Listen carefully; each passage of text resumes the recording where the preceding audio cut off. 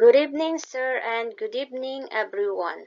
The assignment for that I choose the disaster is about 2010 Haiti earthquake, prepared by Feli Palencia, instructor Mr. Boris Besaga, and the due date is June 6, 2024. Agenda. Number 1 is introduction. Number 2 describes steps required to control hazardous situations. Number 3 describe and apply the components of an emergency response plan. Number 4 the disaster using the 4 elements. Number 5 critical hazards during emergency response. Number 6 conclusion. Number 7 references. Introduction. On 12 January 2010 at 4:53 p.m. local time, a magnitude of 7.0 earthquake struck the Republic of Haiti, when an epicenter located approximately 25 km south and west of the capital city of Port-au-Prince. According to the government of Haiti, the earthquake left more than 316,000 dead or missing, 300,001 injured, and over 1.3 million homeless. The metropolitan area surrounding its largest city, Port-au-Prince, has an estimated population of 3 million. Haiti has been impacted by other natural disasters in recent years. In 2008, more than 800 people were killed by a series of 4 hurricanes and tropical storms that struck Haiti during a two-month period. According to the International American Development Bank, IDB, the earthquake was the most destructive event of any country has experienced in modern times when measured in terms of the number of people killed as a percentage of the country's population.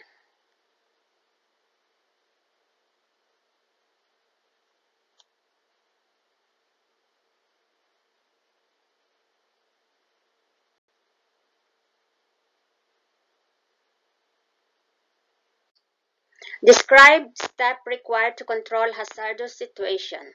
The two major secondary hazards we saw after 2010 Haiti earthquake is liquefaction.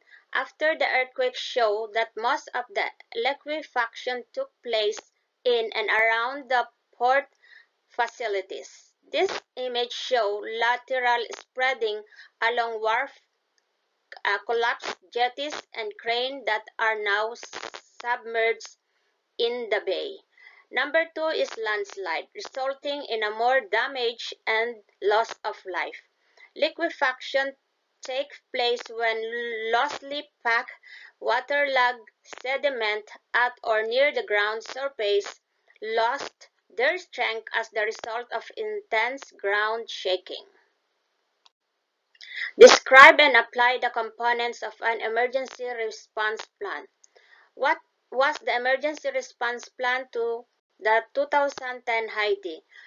Search and rescue. Deploy 7 search and rescue teams as part of an international rescue effort that saved more than 130 lives. Emergency food assistance. Provided emergency food relief for nearly 4 million people in the first 3 months after the earthquake, the largest emergency food distribution ever. Evaluate the role of an emergency response plan. Immediate responses. Number 1, due to the port being damaged, aid was slow to arrive. Number 2, the USA sent rescue team and 10,000 troops. Number 3, bottled water and purification tablets were provided. Number 4, 235,000 people were moved away from Fort-A-Prince to less damaged city. Number 5 is 20 million euro was donated by the UK government. The long-term responses. Number 1, as one of the poorest countries on earth, Haiti relied on overseas aid. Number 2, although the response was slow, new homes were built to a higher standard. Over 1 million people still live in temporary shelters 1 year after the earthquake. Number 3, the port needed rebuilding, which required a large amount of investment. Documents to the disaster using the 4 elements of response: preparedness, mitigation, response, and recovery. Mitigation. This phase includes action taken to provide or reduce the cost, impact, and consequences of disaster. Preparedness. This phase includes planning, training, and educational activities for events that cannot be mitigated. Response. The response phase occurs in the immediate aftermath of a disaster. During response phase, business and other operations do not function normally. Personally, safety and well-being in an emergency and the duration of the response phase depend on the level of preparedness. Recovery. During the recovery period, restoration efforts occur concurrently with regular operation and activities. The recovery period from the disaster can be prolonged. Identify critical hazards during emergency response. Haiti's regional history and emergency management system. Due to susceptibility of Caribbean region to disaster, emergency management system had to be put in place to reduce the impact of disaster on people, properties, and environment. However, prior to the 1960s, emergency response in the region was characterized by ad hoc response arrangement. Pan American Health Organization or PAHO 1994, Poncelet 1997.